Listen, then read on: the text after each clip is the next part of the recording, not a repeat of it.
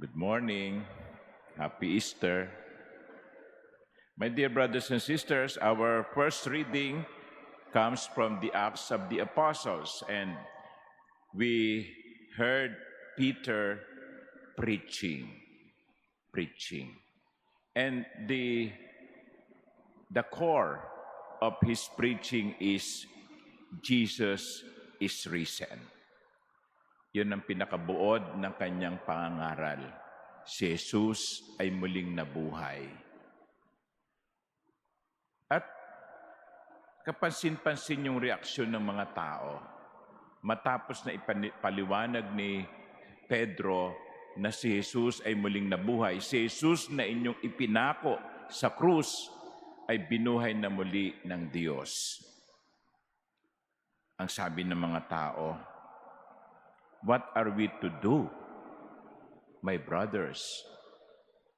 What are we to do? Now, this is a very important question because this is a response to the mystery of the resurrection. Jesus is risen, and now, what are we to do? And Peter said, well, first of all, thank you for recognizing that this resurrection should be life-changing. It should be life-changing. Mga minamahal kong kapatid, ilang Easter Sunday na po ang inyong pinagdaanan? Siguro iba sa inyo, baka mga 50 times na dahil meron na kayong 50 anyos. Pero ang tanong ay ito, pagkatapos ng Easter Sunday, sa bawat taon na ating ipinagdiriwang, ano ang nagbabago? Because Easter Sunday is an invitation to conversion. Hindi yung on the third day, Jesus rose from the dead, and on the fourth day, we go back to work. Hindi ba? Lunes, kahapon, balikan kayo sa trabaho, balik sa dating buhay, matapos na ang Holy Week, tapos na yung pagdarasal, tapos na yung bisita iglesia, tapos na yung pagpuprosesyon, tapos na yung pagsisimba. Now, balik sa dating ugali. Ganun ba?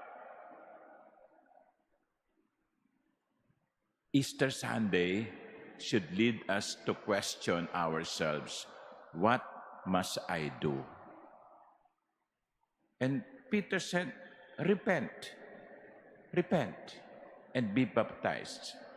There must be some conversion happening within us.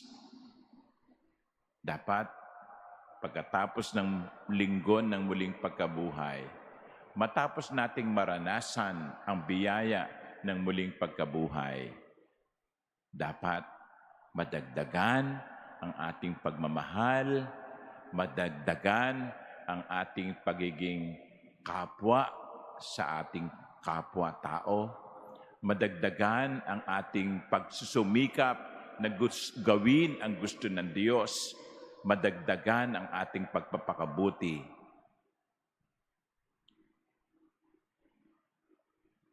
Hindi na po tayo dapat bumalik sa dating ugali.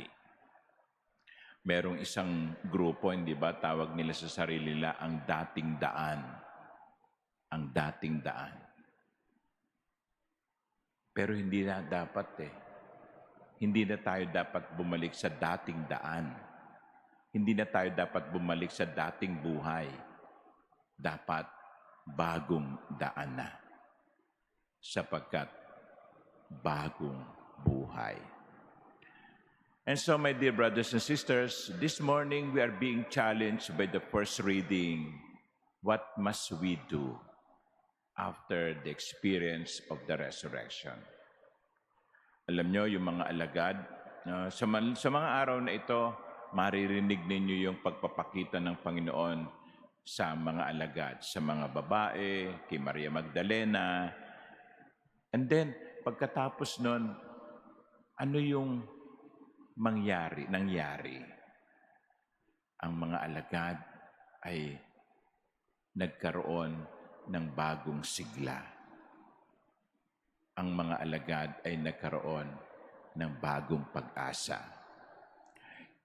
If Easter Sunday or Easter does not change us, then the grace of Easter is wasted.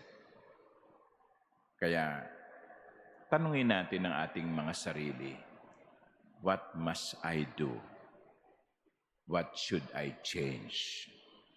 What perspectives should I have now that I have experienced the risen Christ? Amen.